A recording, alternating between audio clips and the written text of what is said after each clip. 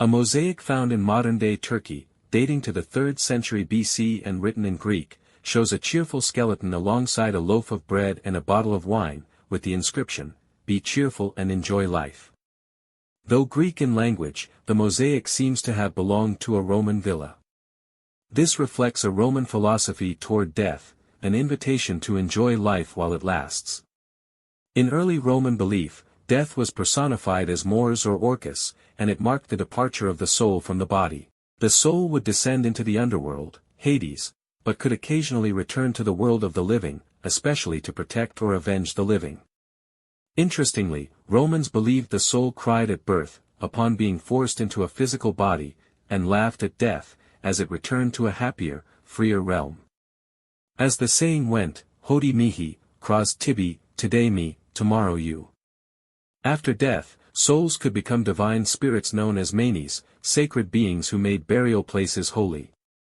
The Manes maintained a ritual relationship with the living and were honored through proper funerary rites. Without burial and ceremonies, the dead could not find peace.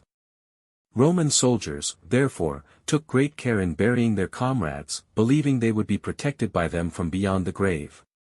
In Roman civil society, death had legal and social significance. Testaments were common, and funerals of notable figures were public events. To ensure a respectable burial, citizens joined funeral collegia, mutual aid societies that collected monthly dues to fund the burial costs of members. These associations, such as the Collegium Annularium, Collegium Tibicinum, or Collegium Salutare, were widespread across Italy and Latin-speaking provinces by the 2nd century AD. Members, even slaves, if permitted, could share a burial site and had dedicated meeting places and rituals. The Christian Church eventually replaced the Collegia Funeratia, organizing burials, especially for the poor. By Emperor Justinian's time, such collegia had disappeared. The funerary rituals were elaborate. The family would loudly call out the deceased's name, conclamatio, wash and perfume the body, and lay it out in the atrium. A coin was placed in the mouth as payment to Charon, the ferryman of the dead. After 8 days, public funeral processions, exequii, began, sometimes including musicians, torchbearers, hired mourners, praefici, actors, and relatives wearing ancestor masks. At the forum, a male relative would deliver a eulogy. Even Augustus gave such a speech for his grandmother at age 12. The Romans practiced both cremation and inhumation, depending on the era. During the imperial period, cremation gave way to burial.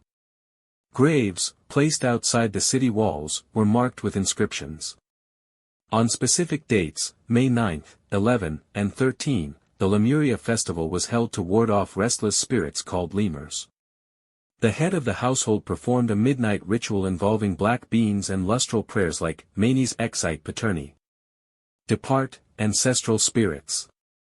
Although most Manes were considered benevolent, some were not, and rituals ensured peace with all.